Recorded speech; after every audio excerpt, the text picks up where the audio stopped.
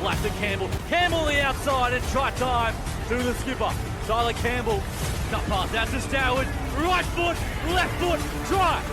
Reed Stoward in full flight. Inside to Campbell. Tyler Campbell. Media Vintage Sports Network presents Play-by-Play podcast. Jordan Hughes.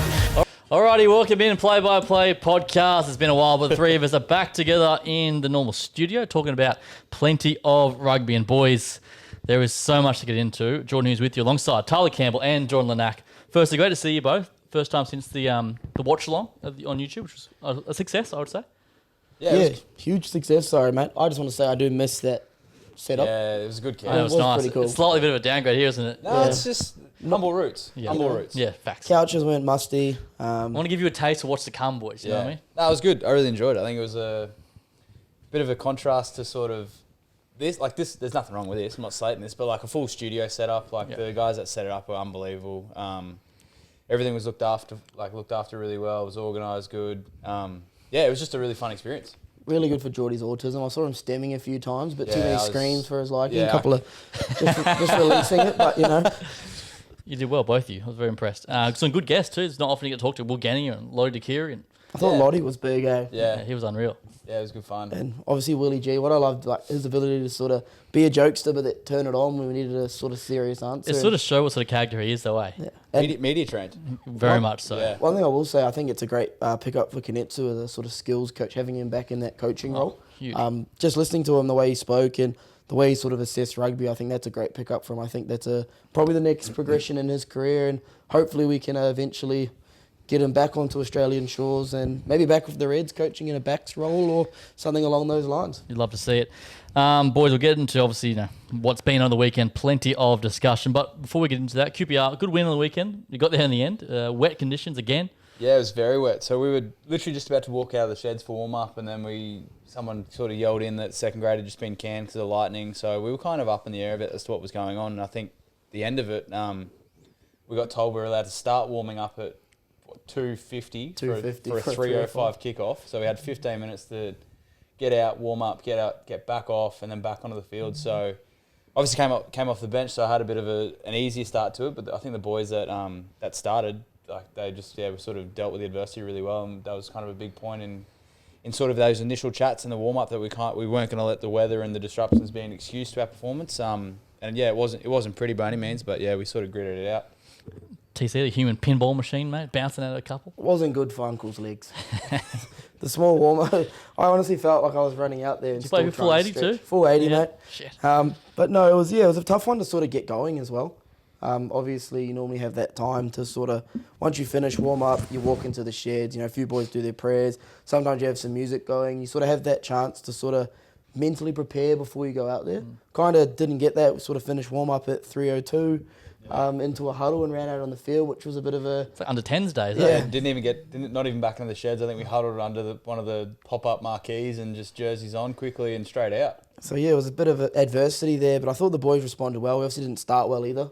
Sunnybank obviously drew first blood, scored first points, but we bounced back and, that first half, I think we converted 2 of our first 9 opportunities in the 22, and it's probably been a point of difference for us actually how successful we've been in that zone the last sort of 3 weeks. But to sort of come second half, obviously we let an early one in with an intercept and bounce back and just stay in the grind and sort of come away with that win in the end. I think it's a credit to our boys and how much we've sort of grown to win those close games, because I think 10 weeks ago we probably lose that. Yeah. Sunnybank had a lot of support behind them. Obviously, the Old Boys Day, music was going, the crowd was cheering, and they scored some spectacular tries. There are a lot of talent in that side, and when things are going for them, they can pull off the phenomenal sort of flick passes and things like that, and that's what happened. So for us to sort of grind that out and come away with points, I thought was a big step in the right direction for us, but obviously got to back it up against Jeeps this week and hopefully secure a spot in the finals. I love it. That's a big thing. I guess years gone past, you lose those games. Now we know how to win in those, when it's close, when it's tight, when it's tough conditions, adversity. Still made it hard for ourselves. Yeah.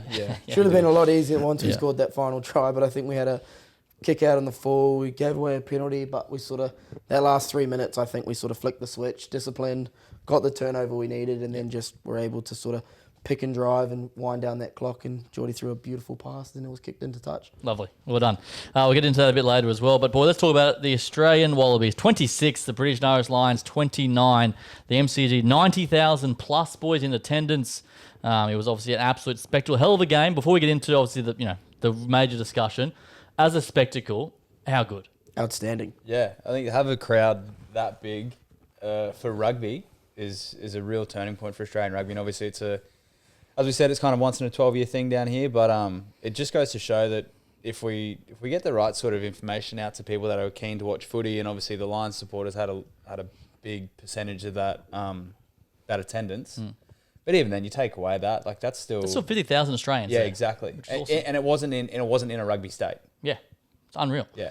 I still think you get 70-odd thousand if there was no Lions supporters. Absolutely. There was a bit more tickets available, and the only thing I'd probably sucked was those first sort of kind of 2 rows, which are reserved for AFL members who probably know nothing about union. Yeah. It would have been nice if they could sort of release them. I think they would have actually sold, and a few more people would have gone to the game. But as a spectacle, it was also a great game of rugby. Unreal. Unfortunate result in the end for the Wallabies, but I thought they showed some fight back. I thought Bobby Valentini was immense. Yeah. Thought Will Skelton was immense, but him going off, I think, had a huge effect on the Wallabies' success. Yeah. They didn't have that same punch off the bench, so plenty to work on, but plenty of positives there too moving forward. I agree. So we'll sort of work backwards here. I want to sort of break this down a little bit. Boys, the decision that's divided the internet, the rugby world, I've never seen so many experts and fans in the comments that it's been split. I've changed my mind every day, to be honest. The try that won the series for the Lions, Hugo Keenan in the corner, they went upstairs, the Jack Morgan, Carla Tizzano, that clean out, Tyler and Geordie, do they get it right or do they get it wrong? Look, Ref's always right, mate. I think it was the right decision. Like I wouldn't have given that a penalty to Australia for a dangerous clean out. In saying that, if you look at the letter of the law, you probably do get that penalty. Which I think it goes. We've had this conversation time and time again about where the little adjustments that need to be made to the laws of rugby. Like yes, you can't take someone out on the back of the neck, and I'm not saying he did. I think he hit him sort of in that upper back.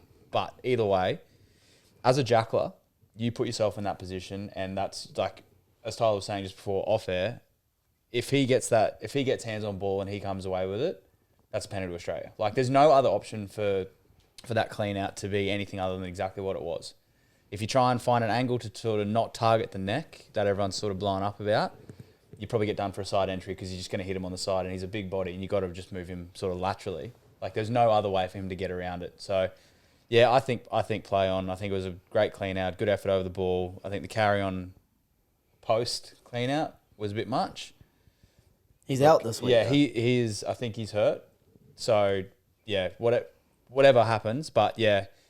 I think it was good. I was happy that it wasn't. Okay, well, I want to get into a bit further, but Tyler, you you're a man that knows this game very well. How do you see it? Look, Geordie's right. Letter of the law, and it's a problem with rugby. It's up for interpretation. Too much grey. We know that. There's too much grey area, and we can touch on that again, but I'm not going to. But for me, if you were to sit there and break it down, I could give you 3 different penalties in that scenario. Yeah. One, Tizzano probably doesn't actually come in square or through the gate of the ruck. He half comes in the side and sort of squares his hips, which most times refs will allow, but to letter of the law, probably a penalty. We talk about plane taken off or plane landing. I thought that was plane taken off. I thought Jack Morgan got low, sort of tried to get under that. Like, if his head's not tucked, I think that's shoulder to shoulder. Mm-hmm. But his head's tucked, so yes, he does make contact with the back of the neck, and letter of the law, that's probably a penalty. And then Jack Morgan sort of comes off his feet, like he does initially, hold in the initial contact, stay on his feet, take a step, drive, and goes off his feet, so you could probably award that too. But my issue with it is, I don't think you can give that at that point of the game, because there's probably been 100 scenarios throughout that 80 minutes due to the grey area which you could have awarded that penalty. They could have changed the game. Mm-hmm. One of Aussie's tries, I think there was a similar clean out when someone else got over the ball. I can't remember who it was. But it just happens time and time again. I think every pick and drive, look at Dan Sheenan's first tap. He taps it, runs with his head sort of below his hips, and gets sort of crunched low in the back of the neck or in the head, shoulder to head. But my thing is, if your head's below your hips or below your knees, you put yourself in that position. If you get hit on the back of the head, okay, you've put your head in dark places. You talk about rugby's putting your head in dark places. If you've done that, and you don't come away with the chocolates and something like that happens, that's just footy, and I think we leave it and we play. I just think it's become an issue because it was trying to find a reason why that shouldn't have been a try. And it sucks for Desano because obviously he's copping heat for the bit of acting that comes with it, and I don't want to see that come into our game. No. I think that will ruin it as a spectacle, and you know what do we say, rugby's a game played by gentlemen, or the game played in heaven, whatever you want to say it is, and if that stuff starts coming in, I just think we're just going to ruin our game. And we see it a bit more in the NRL now too, the crusher tackles, the sit there, and it just ruins the game. I'd rather people not milk penalties and just play on. Whether he's genuinely hurt, we'll find out with his appearance this weekend. But yeah, it just, for me, to simplify, I wouldn't have awarded it myself, but I can see why people think it's a penalty. Okay, let's go through this. But both of you just said to me there, the letter of the law. Yeah. Isn't that sort of saying it should be a penalty? No. No, I think the law needs to be changed. If it's But like, literally the law, as it is right now. then no. Well, but then you Consistency though. If you haven't done it the whole game, yeah. Okay. because the law's up for interpretation. How I interpret it, that's the how issue. Geordie Yeah. interprets it, how you interpret a different thing. If I've interpreted it one way the whole game, Yep. I can't make that change there now. So therefore, I think it's the right decision. So this happens in minute 1, not a penalty? Well, It's no, not a if he hasn't awarded if, it in if minute it's one, not a penalty, then it's not a penalty. If it's a penalty, then it's going to be a penalty in the 70. That's exactly what we're saying. There needs to be more consistency about yeah, and I what the thought rules. he made a consistent decision. Yeah. Okay. Yeah. Like if we're supporting the ref there, he kept consistent and did not award those the whole match. Just because Aussie lost and Aussie fans are going nuts, should he have awarded in the 79th? No. No, and that's the interpretation problem we have with our laws in the game. Now, the referee said they arrived at the same time. That I he got personally wrong. think Tizano was there Yeah, first. he was. Is that? Would you agree on that? Like, what's your take on that part? Yeah, he firstly? did. He got there first, and I think that's another big thing as well. Like we get taught all the way from junior footy up. Like if you win the race to the breakdown, that's 80% of the battle won already. Which, in my eyes, actually kind of backs me to support Jack Morgan probably even a little bit more because he's done so well to move him off the ball in that position. Like I think it should play on. No TMO that's never getting called. Yeah. Yeah. That is a textbook clean out. Yeah. Yeah. The thing is, if we slow this down, we replay it. If we don't look at this, we're not discussing this today. No. But I went back and we look at it over and over again, and Yeah. you can find a problem with it. Take it out. They don't even look at it if Desano doesn't grab his head. Well, yeah, we see Yeah. Wilson come up and pleading to the referee to check it out. I just think there was so many scenarios like that. It was just people were trying to get a penalty or trying to find a reason why the Wallabies lost. But the game wasn't lost there. Yeah. Oh, yeah. We'll get into that. Okay, let's just dissect this a bit more. Jack Morgan, did he go off his feet? Because he was late there. Tizano had a good crack at the ball. Was Morgan? Did he go on his knee? I thought I might have seen him off his feet. I reckon once you win the ad line of the ruck, if you're the dominant clean like which he obviously was, if you end up on top of that player at the backside of their ruck, I don't personally think that's coming off the feet. I think it's a coming off the feet penalty when, say, same situation, a Jackler gets over first, you come in and it's just a plain landing motion and you hit him and you both end up on the ball, that's an off the feet penalty. If you go through, push him past the ball and then pancake up on top of him, or if he spurts out the back and you still kind of just like almost trip over, Yep. I reckon that's play on again. I ask you this. Is there a human on the planet that can come in and hit a brick wall that's over the ball like that and stay on their feet and not drive through? Yeah. Yeah. It's not easy to do. And there'll be people that haven't played rugby in years, and I say, go out there, get someone bigger than you or someone that's strong to hold a pad, and you hit that pad that low with as much force as you can and tell me that you don't lose your footing. And try and move them. It's Yeah. Yeah. it's virtually impossible. And I'm not saying it was the right call, the wrong call in that way, but I just think the off the feet one's ridiculous because you can find 1,000 reasons, and rugby will be ruined. Yeah, you're If right. we go every breakdown and break it down, then we're fucked. Simply. Finally, and obviously we know this how the rule change around head safety. It's obviously huge. Is this? You're both telling me that he didn't hit Desano above the neck. Well, his neck's now below his knees. Yeah. But okay, that's your argument to say it's valid. Is that what I'm hearing? Yeah. But is that an argument though? Yeah. Big one who I thought was a supporter of it, and someone who's had a bad run of concussions, and someone who got knocked themselves out giving away a red card, Angus Tutterville, who came out and said, look, I'm all about head safety. I've obviously had a lot of concussions, but I thought it was fine. Yeah. Okay. Because you put your head in dark places, and sometimes that happens. It's also a full contact sport with very little mitigation. Like we don't have the luxury of pads and helmets like the NFL does, which I'm not saying actually helps a whole lot because They still have bad concussions. studies say it doesn't. But you're going bone on bone with someone at full tilt, another grown man, a very large grown man. Yeah. Like at the end of the day, it's still a contact sport, and you know what you're putting up to. There's only so many like procedures and protocols that Rugby Australia and the World Rugby can put in place to protect people's heads before you have to start going, okay, well, this is a full contact sport with nothing more than a mouth guard to help you out. Like there's gonna be head-on-head collisions regardless, and you can't penalise someone every time for a head-on-head collision because sometimes it's completely it's completely. You can only do so much. Yeah. Exactly. I return the question to you. How does he clean them out Well, I think without making head contact? the point is he can't. He was late there. Exactly. So this is a problem. So we then have it's not a with contest rugby. anymore. There's already enough rules that favour the defence. Yeah. Where our game's gone from this high scoring, we see like all these really nice tries, so we're not seeing it as much because teams have worked out the D and the rules favour the D. Yeah. If we had another rule that favours pilfering, I don't think we're going to get the spectacle and the exciting game that we want to watch. Yeah. And then people are going to rebel and rugby's going to die off. Yeah. On the other side too, if I'm an Australian fan and this roles reversed, to lose a test match like that, it's not good for the game.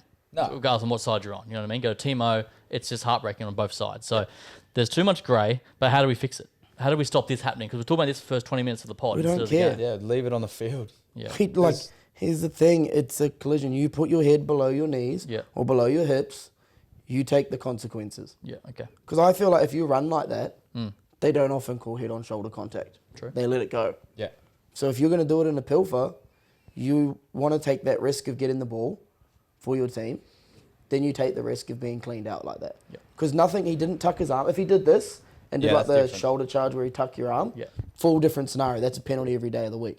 If he dived off his feet before he hit the collision and wasn't driving his legs, full penalty. Yeah. But I think everything he did was textbook, bar the fact of where he hit because he had the smallest zone in a fast-paced game in a high-contact sport. There we go. I like it. Yeah, it's been a crazy few days. The good thing Yeah. is people talk about rugby on a Tuesday in Australia, which is rare. Yeah. Anyway, so believe what you want. Everyone's got their own interpretation. The boys have had their say. Very well said from both of you, I think. But Still didn't lose in the game. exactly, let's talk about that. Yeah. It's a game they shouldn't have lost regardless of that moment. They blew this. Let's And this wind it is back. what annoys me. Why are we not talking about an all-time crumble? Yeah. Like, the flip side of it is, you were up 23-5. All right? You lost the championship minutes and let 2 tries in the last 10 minutes. Before halftime. Before That halftime. was Yeah. You could only score 3 points in the second half.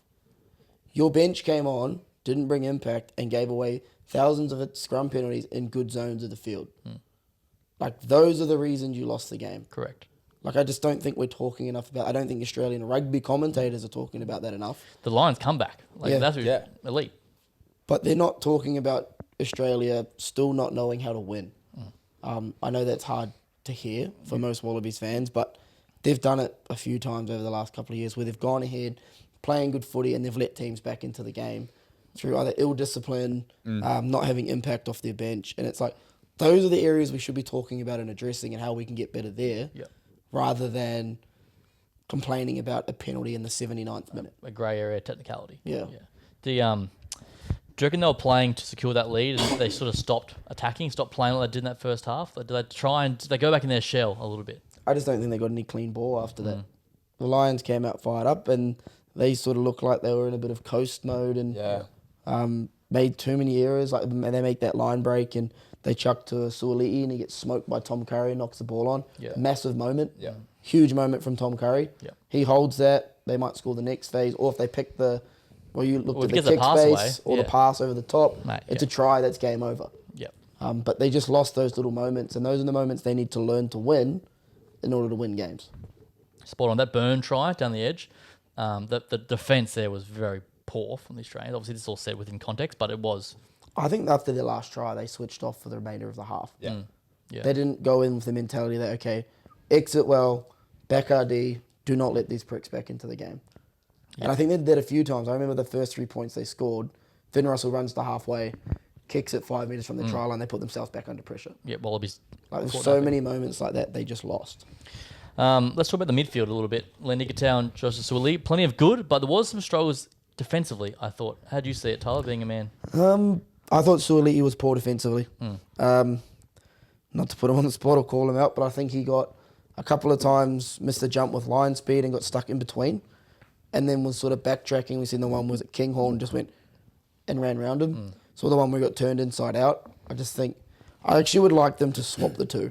Yeah. Maybe just defensively to start. I actually think Suoli'i would go well at 12. I'm going to discuss this. Yeah, Yeah. this was my one bargaining chip when we were having the Soleil 13 or 15 discussion. Like 13 is arguably the hardest defensive position on the field, and I think for someone who hasn't been doing it for a long time, like regardless of the caliber of player you are, like 13 is a very difficult position to get chucked into.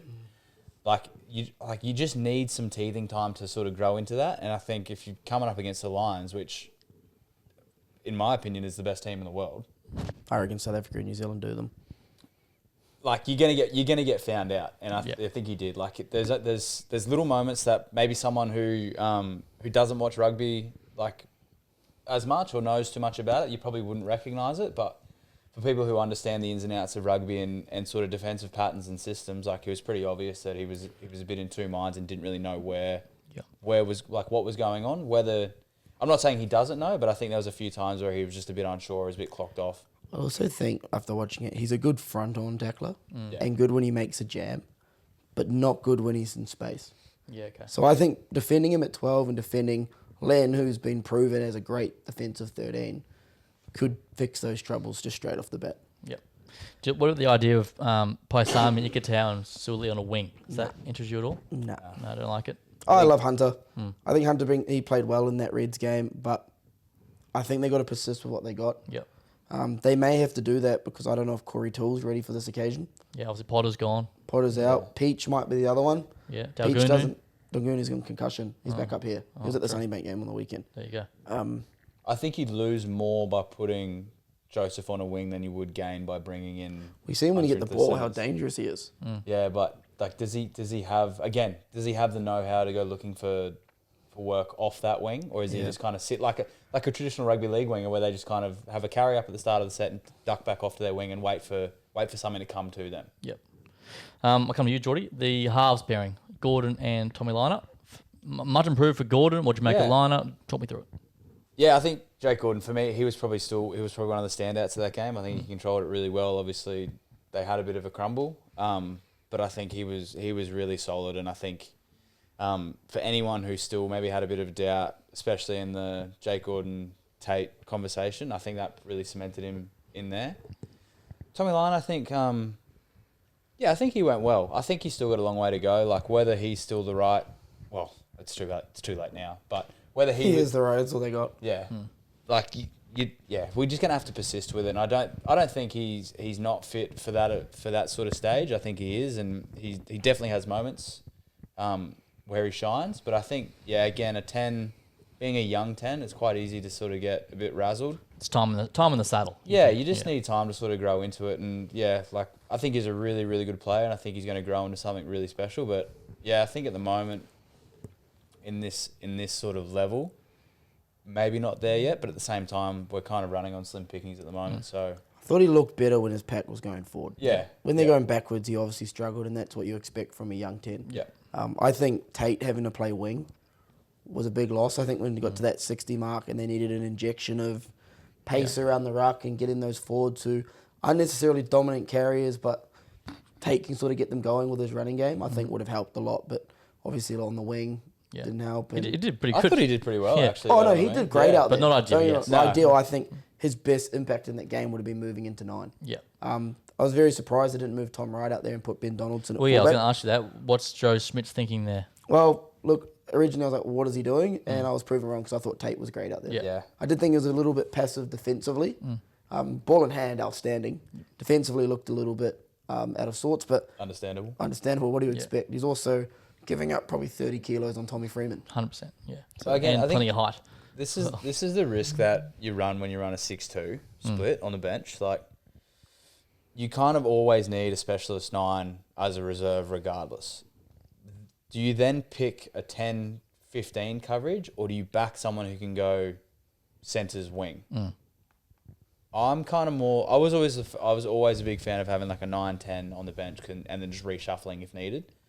But I think seen time and time again, especially at high level footy as well. Like I think it'd be more beneficial to have someone, obviously not in this instance, but like Filippo that could cover Outside back cover. an outside back, and you could reshuffle around that. But Yeah, it's a bit of a gamble, and especially when you play big teams like that. Like, obviously, you know it's going to be a forward dominant game, but you've still kind of got to back the boys that you've picked in that starting pack to get through a lot of work before relying on a 6-2 bench to sort of inject some fuel back into that forward pack. I thought Lungy Gleeson injected a lot. Yeah. I'm just putting it out there. But I don't mind a 6-2. I don't mind a 7-1.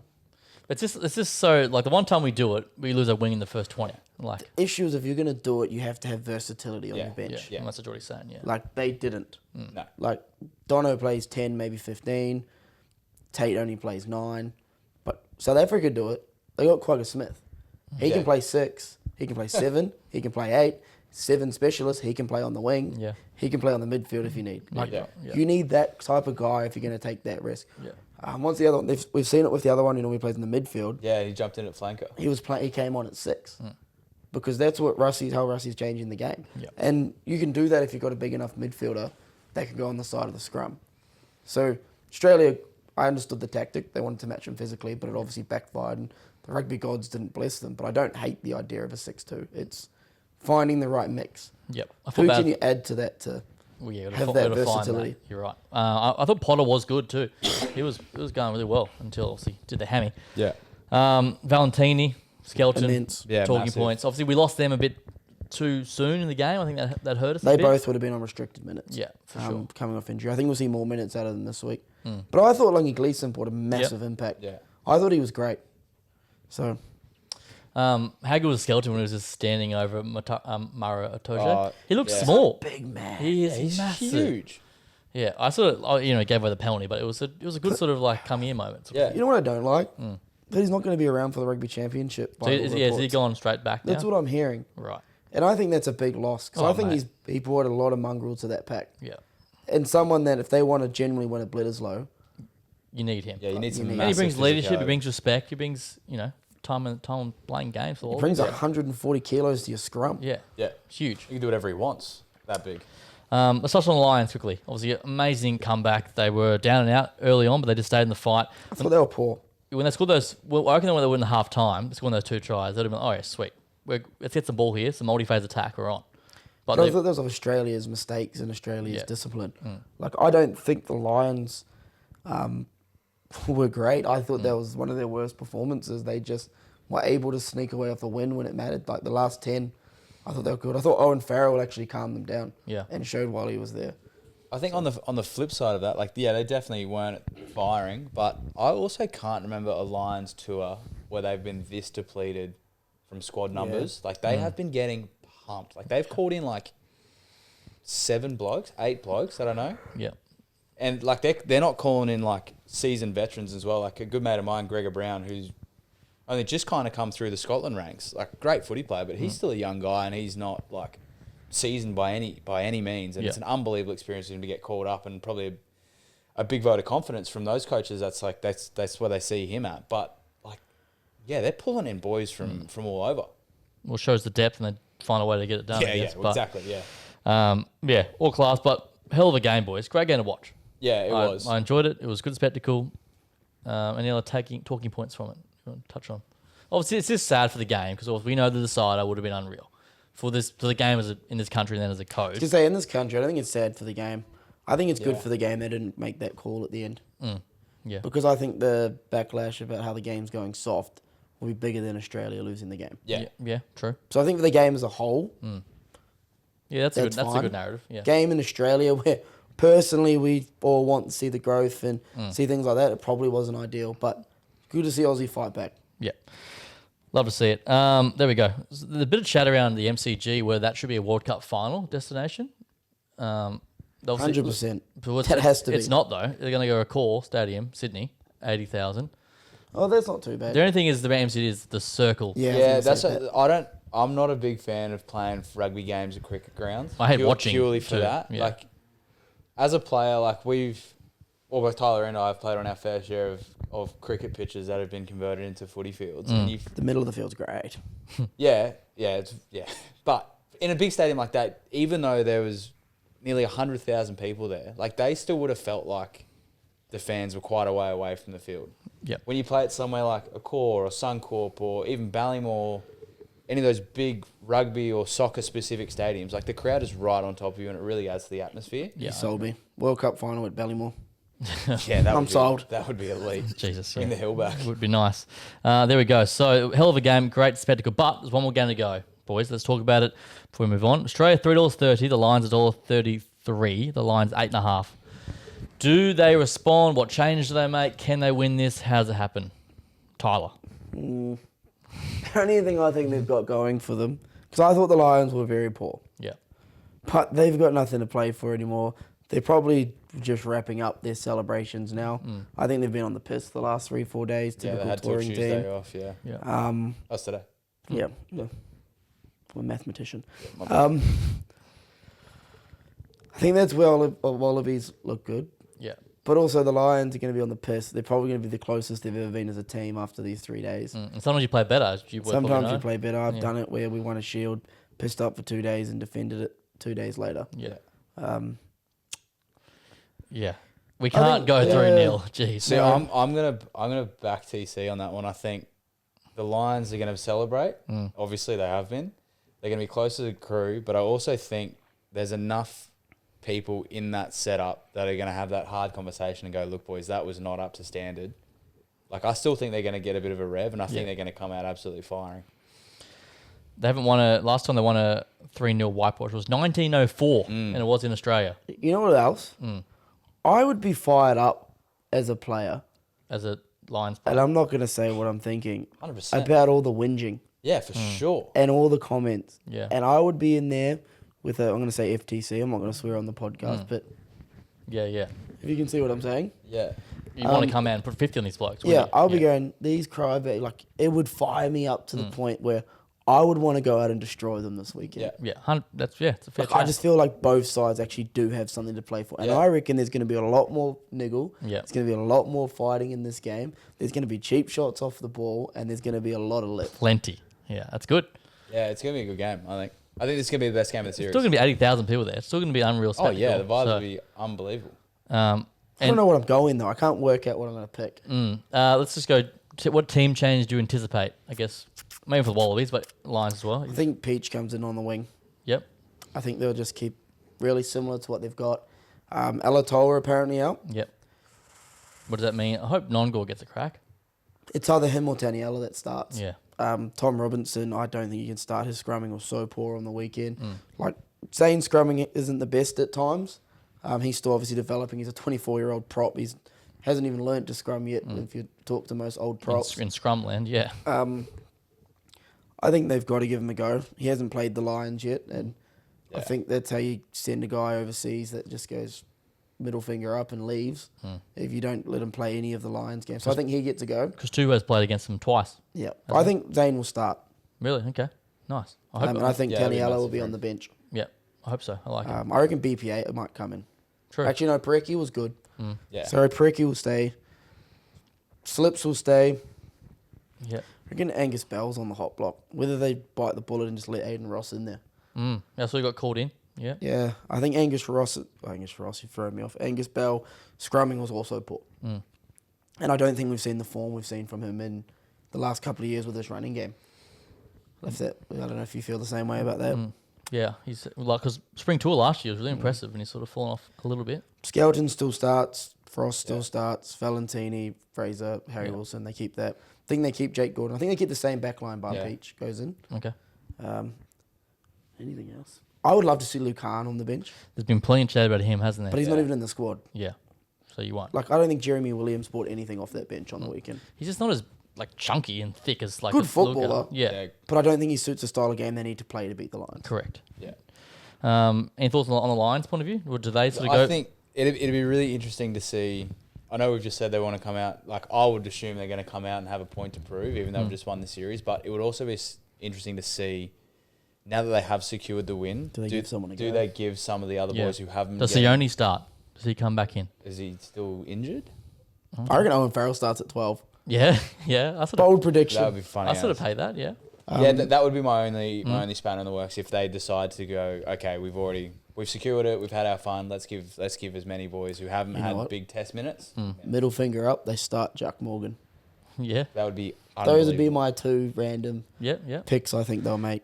I like it. All right, who wins it?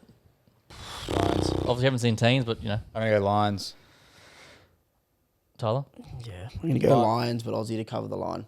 What's the line? 8.5. Aussies have covered every game. Yeah, Yeah, that's the lowest by a lot. Yeah, Yeah. it is. Yeah, Lions to win, Aussie to cover. Okay. I had Aussie 1-12 on the weekend. That hurt my bank on the Yeah. way out. Yeah, fuck. Yeah. But I'll back him again. Man, I just needed Harry Potter. I haven't won. I haven't We picked. need to- I haven't Harry picked- Potter scores, I Yeah. win like 1.2k. Anyway, we need some luck. I'm going to go the Australians to win. We need something here, boys. Aussie to win 1-12. Aussie plus the 8.5, and let's see Cheers, how it Tyranny. goes. Hey? What? Nothing. Pardon? Start calling you Morgan. I actually rate him. I thought it was good. You got to stand for something. At least he hasn't backed away. He's been no all comment. for it. Okay. All right. Let's go to the All Blacks, Tyler. Ah, yes. 3-0 against the French. What'd you learn out of this series? What got you excited? What are you worried about? Tell me about it. Exciting. Fabian Holland. Thought he was immense. I think we've found a second rower that can play for us the next 10 years. Bit different for us in terms of size. Like, I don't think we've had a 6'8", 100 and whatever he is, kilo lock, like with that kind of size. And the way the game's going, size is actually starting to matter a lot more. Tupou Vai at 6. Yep. Like, I thought that was a bit of a revelation in a master stroke from Scott Robinson. Obviously Scott Barrett's in the row. It just gives our pack a bit more size. And I thought in that second test we looked really good. Artie was great at 7. I think Wallace Satiti comes back into 8. We get bigger again and a bit more dominant in that forward pack. And I think sort of looking good. And then obviously another big human to come back into that forward pack in the front row is Tommy T. Williams. Yeah. But I thought we had a pretty good series overall. But I think there's a lot of potential in that pack at the moment. And I think they've sort of found what their setup's going to be. I thought Griffey may have earned that 20 jersey full time. Yeah. I do think he just brings that impact and that pilfering off the bench and gives us a bit of, I guess, X Factor, our own version of Quagga Smith off the bench Yep. to combat the South Africans. So looking forward to see how he grows and how he goes in his first test against Argentina. Give me your best backline Backs is where it's interesting. as you see it currently. Cam Roigard. Yeah. I think they'll go Bodie. I think the Bodie DMAC debate is so close, and I think our best 10 still not in New Zealand, and that's Richie Mo'unga. Midfield also, Geordie Barrett was outstanding. Yeah. He's come back in career best form from one of the stirs, Leinster. Leinster, Ireland. whatever the island one is, one of the stirs. Yeah. Yeah, I thought he was immense, and I thought when he came off the bench in that third test was a big reason why we won it. Yeah. Centre, This is the chat. I've got no idea. Proctor, Rico, what are you doing? They've now gone with Proctor. I think you got to stick with it still. Yeah. Okay. They won with Proctor. They did a job with Proctor. I think Anton was good, but obviously someone who hasn't played a lot of footy. There was one game, like he came and started an All Black test after I don't know how many weeks off. Broke his collarbone when they played the Force. True. So I think they'll go Proctor. Thought Rico was good on the wing, and I think he'll only get better there when he starts getting more accustomed to it again. Who's the other winger? Will Jordan's our 15. Yeah. But I thought Ruben Love showed some very promising signs in that final test. I think he's Is he starting a to bench grow. man? No, I think it's still going to be D-Mac. Oh, yeah. He covers 10 Yeah. and 15. Yeah. Oh, the other Pretty one. rough for D-Mac, eh? He was the main man last year. Now he's on the bench again. You just can't lock it down, though, you know? I think Yeah, I think in his, waves. I think his versatility is almost a bit of a negative Bit for of a him. curse. Yeah, because he plays so well in so many different positions, and you could put him anywhere, and he would do a job. Bit like you, mate, on the bench at the moment. Just come on. Loving yeah. Loving it. On the sting. It's unbelievable. I've worked it out. My 14 Yes. was announced that he's not allowed to play the rugby championship today. Yeah, he's not, mate. But he'd be my 14. He's going to play NPC first, I think. Yeah, I know. Leicester, he's only going to get a chance if there's a big thing of injuries, but Leicester Fa'anuku, Yep. I think, would be my 14 for my ideal backline I like it. against South Africa, but he's obviously not going to get released, so it'll probably be Sevu. 7. Okay. Any more thoughts on this? All Blacks, Geordie? No, I agree with Tyler's team. I think the only other comment I was going to say was probably some more media debate about the French squad that was sent over. Yeah. Any buy-ins to this? Look, it definitely wasn't their top side. But you could they had, was it 12 regular players? Yeah, they weren't not competitive though. No. Yeah, but, Well, the like, second test they got. in the spirit of the test windows. Do you think that's like a play on? No. Like you'd want to be sending. It's your not the top first squads time they've always. done that. It's just No, I it's know. just the It's French. just the No, French. it's They're the French. just, but they did it to South Africa. Yeah. Oh, not sorry, to Australia a few Yeah. years back. Whatever year Noah debuted. They just, Their own rules, mate. They do what they want. I mean, I don't want to use the word arrogant, You just did. but yeah, they're just like, I understand you guys haven't had their rest, but come Yeah. on. You're touring. A test match is meant to be the most pinnacle yeah. thing of, Especially All Blacks Our in game. New Zealand too. That's Yeah. huge. and the All Blacks, like, for example, are a massive marketing team, obviously. Like, wherever they go, they've got fans. Yep. If the All Blacks did that to the French, they would crack the shits. If they just went, nah, we're not going there. Yeah. Or, nah, we're going to send our All Black development, because they wouldn't get the crowd they want. And they would lose money on it. Yeah, it's a two-way street, isn't it? Yeah, it's annoying. Yeah, It's classic. like Anton Dupont Yeah, played 2 games in the Southern Hemisphere in his whole career. yeah. maybe scared, mate. It's Doesn't wanna do it. outrageous. Yeah. So yeah, can we even say he's the best player in the world if he hasn't done that? No, I had this argument. Yeah, he hasn't mastered it. Anyway, if you love your footy, boys, MPC starts Here this we go. weekend. Yeah. Big news today. Lima Sapawanga, he's back in Waikato playing AKA for the them. retirement home. Yeah, well, and a bit of mail ban. You reckon he'll end up with Moana Pacifica? That's what you're hearing. That is, no, I don't want to say I'm hearing it, but that would be my assumption. I heard there were some big signings going there, and him being in Waikato sort of gives me all Paints the picture of it, paints doesn't the it? picture Yeah. that when people were saying there's other big names to be signed, Yep. that he'd be one going there. Interesting, we got Cruden as well. I know he played the back end last year as an injury replacement, but a lot of old heads in that Waikato team, but also a lot of young talent coming through too. It's a pretty so stacked team. I saw it today. I've got big raps on the 7, Ollie Mathis. What's his story? Played into sevens this year. Yep. Played on the wing last year for Waikato. Just a phenomenal talent and athlete. One to watch. I don't know what his best position is going to be.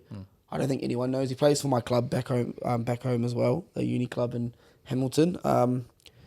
But yeah, definitely one to watch coming through the system. If they put a bit of weight on him, will be an outstanding next sort of Artie Savia type running 7. Very good over the ball, but he could also end up being a winger because he is rapid. Right. Okay. So who wins it? What are we watching here? What's the thoughts, Tyler? This is your world. Bit of a young team. Taranaki is obviously going to be strong. Tasman are stacked. And with Leicester not getting the chance of being called to the All Blacks, it's quite scary. Yep. If you look at Tasman's team on paper, you're a bit like, ooh, Look out. they're looking good. Canterbury, always Canterbury. So, and Wellies obviously were pretty good last year too. So that'd be my How's Canterbury still going good? always Yeah, they were strong. Eh? always good, mate. Yep. They just know what they're doing down there. So that'd be my top 4, but okay. Waikato to win it. Any Aussies gone over from Aussie franchise that are playing? Well, we saw a few I last year. saw Lopeti 5-4 Okay. Yeah. is over there. I've seen Tane Rory from Sunnybanks at 102. Oh, true. Yeah. Um, Obviously, saw Good Kalani to do it Rips. last year. Lucas Ripley. Oh yeah. Luke, He's back with the Magpies. he's with Magpies? Hawke's Bay, yeah. Good. That's the only ones I can think off the top Yeah. of. James Toffo, who's playing at West this year, has gone back. Yep. Yep. So he's with Manawa too. Good 12. Lovely. Oh, that starts this Friday, Saturday. Friday, yeah. Yeah. Waikato just named their first team, actually. Yeah, I'm excited to. So, yeah, go and watch Ollie Mathis. I'm hoping he puts in a performance now, but I think the kid's got the goods. I like it. So yes, stay tuned. That's all on Stan Sport, I believe. Those NPC, yeah, sick. That'd be good. QPR boys, we'll wrap it up with this. We're going against your former mob, GPS Galvas, this weekend. Wait, which mob? Yeah, true. His premiership winning team back in the day. So Bond. was the other mob. Yeah. Okay. Yeah, 2-time premiership. Flex. Yeah, thank you, yeah. And you're welcome. Last home game of the year. Very exciting. We're on the cusp of the 4 boys. They're in there, trying to stay in there. Yeah. This is important. Yeah, look, I think it is obviously an important game for us, but I think we're just taking it one game at a time, and I think there's a lot of sort of noise around what we can do and what we haven't done in the past and where we are at this very moment, and obviously we need to stay in the 4 and what can happen to sort of knock us out of the 4, but I think we're just doing a really good job of just taking it 1 week at a time, and Jeeps are a good side. They've been unlucky this season.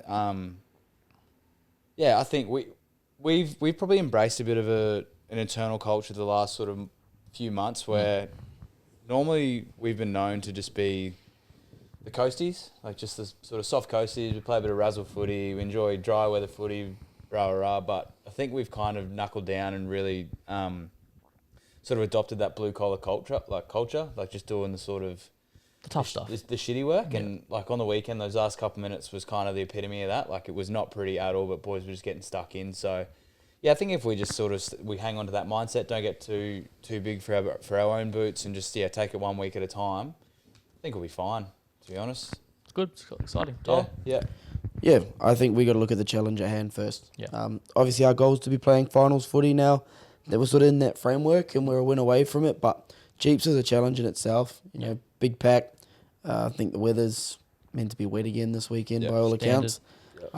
Good rolling maul. Is Bryce Hegarty playing back? He didn't play the last game. Okay. Yeah, he's Against backfloating West. around though. Again, they're coming off a big loss, which after a big win could sort of propel a team back up to sort of have that want to play. They got nothing to lose. No. Like we're obviously playing for a lot. They've got nothing to lose. They're a team that can come down. They're young. They're talented. They've sort of had a bit of an up and down season, but their ups have been very good, and they can come down and cause an upset. So we've got to obviously do what we've been doing. Geordie's talked about what we've sort of adopted as our identity as a team the last few weeks, but we just got to keep doing what we're doing and I guess find a way to come away with a win. I think we're in a position, we're a team that started the comp 1-5.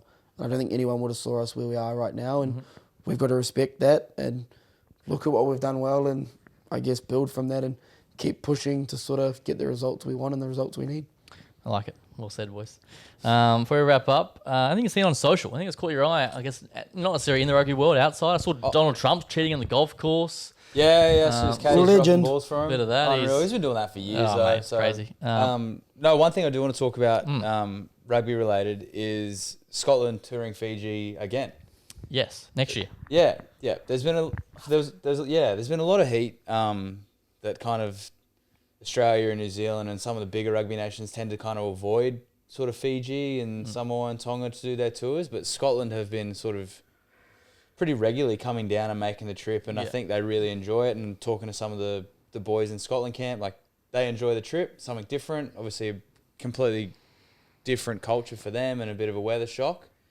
But yeah, I think that they've locked in again next year. And Didn't England lock in as well? Another a couple big names coming. So which is really good. Like it's really good. I think it's going to grow the game in Fiji even more so than what it already has. Like since the Drewers come in and they've been doing well. Like I think it's gone tenfold through there. They're obviously a massive rugby nation, but now having sort of first tier rugby nations come down and tour and spend the time and even off the field, like I know the boys that were just there, like they were doing little day trips out to schools and doing little coaching clinics and that sort of stuff, like just community involvement stuff. Well, they love it over there. Yeah, I think it's really good, and I think it's what the game needs, sort of behind closed doors, like just those little bit of extras from people and teams that don't necessarily see it as a big deal, but for small countries and developing nations and sort of teams that are not generally known to be massive like rugby cultures. Like, it makes the world of a difference. So, yeah, really enjoying seeing that, and I think it's a really good incentive from them. Just side note, do we ever see a day where Fiji's in the rugby championship? No. Nah, I don't know. Yeah. I think they got to reset that whole thing if they're going to do that. Yeah. Because I don't think you can just bring in Fiji. Yeah, you'd have to bring in the other Pacific nations. Because you won't Would want... you? Because I think so. Would you say but the gap between Fiji and Samoa and Tonga? Yeah, no, big. but what about Japan? What I'm saying is they need maybe like the women's tier system. Something because... right, okay. Yeah. reason I'm going to say that is if you had Fiji in, we're going to see less test match because everyone plays everyone twice at the moment. Yeah. Add Fiji in, that's too many. If they're It's almost like it's a calendar thing as well. Yeah. Yeah, it just adds up the numbers is what I'm trying to mean. So I think they've got to find a way to add maybe more teams in and still do the two blitters loads of Australia. But then people want to see the All Blacks play South Africa twice. Yeah. So there's a lot of moving parts. I agree. moving parts, I think, for that to happen. But what I will say, obviously, on Geordie Point, I think that's a credit to Fiji. Their success at the World Cup, their success, I guess, with upsets in their current playing group that have performed very well under what some would call unfortunate circumstances comparing what they get paid to other Tier 1 nations. And those wins have sort of put them on the map, and a bit disappointed in both Australia and New Zealand for not doing more games there. Yeah. Yeah, you're right. Yeah, I can't remember. When's the last time Australia and New Zealand played in Fiji? Well, that's the thing, in Fiji. New Zealand plays Fiji, but we played in San Diego last year. We You look at when like Severis and those Fijian players that play for the All Blacks, Tavatavanawai go with the Satyrs or the Landers and play the Drua, the support they get and the way the crowd comes to see them is out the gate. It's the best. It would be awesome to see them in a black jersey getting that support. So, Hopefully, well, they need upgrade on, the venues, the lighting. We know. but they're not going to get that if they can't get the money. And And they're only going to get the money if we go and... it's a circle. That, Yeah. Anyway, work in progress. Anything else that's caught your eye of the week, Tyler? Happy Gilmore too. Gave that a I can watch. ask you- Yeah, what- gun move. I'm halfway through. Oh, Good. You're in the End- good half. yeah, ending's really weird. It gets so out of left. I Right. think the first Hour? hour and a Yeah. bit, maybe. The way he killed the wife sort of shocked me. Oh, like she's gone. I'm like, okay. Holy spoilers. Yeah. What if someone listened to Potty and hasn't Well, watched it's it? been now for a week. Tough. Yeah, I think I been really 4 days. I mean, I've been waiting. I've been waiting for ages for it to come out. Like, Yeah. I'm a big Happy Gilmore fan. Yeah. Some big names, cameos. They had what, 70, Bunny, 70 Chumbea. 78 cameos. Kelsey in there. like- Eminem. Yeah. I didn't even Eminem. notice her. I didn't stare. Who are you talking about? Old Plum. Who? Kelsey Plum. Oh, I haven't got that far yet. I haven't She's seen in it the yet. first 20 minutes Oh, okay, I when he missed it. first goes back Yeah. to the golf course. Okay. She's the receptionist. Oh, true. Is it Chelsea Plum? What's her name? No, The Kelsey, basketball. Kelsey, yeah, Kelsey okay. Plum, Yeah, you're right. Yeah. Yeah. So good movie. Travis You like Kelsey. it? Yeah, I Travis thought Kelsey's was the dreadful waiter. acting. You don't like it? I think it was over the top. Well, that's sort of him as a personality, isn't it? Yeah. I thought Bad Bunny was good. Yeah, he was He's good. funny as, Bad Bunny is the king of side quests. Yeah. Yeah, okay. Obviously a musician. Yeah. Obviously gets these movie things. Has one of the biggest pops of all time in WWE when he goes to Puerto Rico. And the whole crowd's singing Chumbea. Going nuts. Going nuts. Like, he's just the king of side quests. I like it. I actually like him as a legend. I did He's a actually. legend. I saw something. I don't know if there's any truth to it, but I think I saw the number that was thrown at Adam Sandler by Netflix To to do remake his it. like. I think he's on like a 10 movie deal Oh, okay. plus Happy Gilmore 2. I think it was like $285 million. I think he'll go close to making that back. Yeah. Because the thing is, yes, his movies 100%, but aren't that's- as good as the late 90s. And I Yeah. guess that humor's sort of dried out a bit. Yeah. Yeah. But you're still going to watch it because you want to see if he's got another It's banger in it. nostalgic vibes. Because he Yeah. drops a banger every so often. Yeah. Like, you know, like you get... Like, this will still be a good movie. It's just people will compare it to the first. Yeah. Yeah, which is Sequel's an all-time never as film. good as Nah. the first. A lot of people like that Hubie Halloween. Were like big Yes. fans of that one too. Yeah. Like, there's another one he's got on Netflix. So, like, he's going to drop the odd banger in there. Yeah, I mean, if you compare it to like his Big Daddy and Mr. Deeds and like He's a bloody legend, isn't he? Like- Waterboy, the Border Boy, I feel like in that Longest character, he's just Yard, being himself too. Billy Madison. 100%. Billy Madison, Great great movie. film. Yep. Carl. Yeah, but no, it was a good film. I really liked it. So like it. if anyone's thinking of watching it, Check watch it out. Yeah, but yeah, if you get to the last 30 minutes and lose interest, then Don't be surprised. Yeah. that's kind of it. Right. Okay. The whole Max Golf thing's a bit out there. Yeah, Max. Yeah. But that's also that's live golf versus the PGA in real life. Correct. Like I that's think come they've from taken something. the piss out of the live golf. 100%, When you see yeah. it, they've Yeah, actually yeah. take the piss out of them a little So bit. it's quite clever, like for what it was, and they actually I did see something as well. The original actor, Chubbs, you know, his golf coach. So he was recasted into the second film, but he only passed away like maybe a year or two ago. And the writing had already started, and the process to get it all underway was already going. So they had to rewrite pretty much. I think it was like 50% of the script Oh shit. to re kind of cycle it in, which is. There you go. Have you met? Oh, you're probably not up to the bit in the film yet. Have you met that guy? So in the film, they get Chubbs' son to play a role. Right. Okay. And like even when I was like, oh, this is pretty weird, but then I saw that thing afterwards that It makes the sense. original Chubbs was casted and Right. he unfortunately passed away. So, There you go. but yeah, it was a good film. I liked it. Nice. What's John Cena up to? Still chipping away? Doesn't matter. No one can see him. Yeah. Joey Lanac loves it. There we go. I think he's only got 17 appearances left. Is he coming to Australia? He only There's one in has Perth. 17 They're coming. No. 17. That's a weird thing to then be like keeping a track of. Counting down. No, like from the He's moment contracted. he came in, Oh, okay. like how many appearances Oh, right. he's going to Okay, have. sorry, yeah. I think Cody Rhodes, they have a double turn, face heel turn Yep. at SummerSlam next week, 3rd of August. Okay. There you go. This weekend. This weekend, Sunday. Shit. I think you might see a double face turn. We might get Homelander Cody. Love to see a Homelander version of Cody. It's good, mate. You always keep us up to date. Just finally, college football. It's getting very close, Tyler. I'm very excited. Very excited. I reckon long we're now? going back to back, I know. baby. We'll be there. We're going back to back. Yeah, me and Geordie will be on site Yeah. for that. Anyway, more to San come. Fran, More to come on Stanford, that. Yeah, look tearing out. it up. Yeah, look out. All right, boys, let's leave it there. Happy? Good show. Good show. Ban the sternum law. Yeah. They've actually been reffing it really well lately. There hasn't been as many penalties. Yeah, But ban it the has been. sternum law. Good little fine print there. Nice. Thanks, ref. Thanks, guys. I'll see you next week. Bye.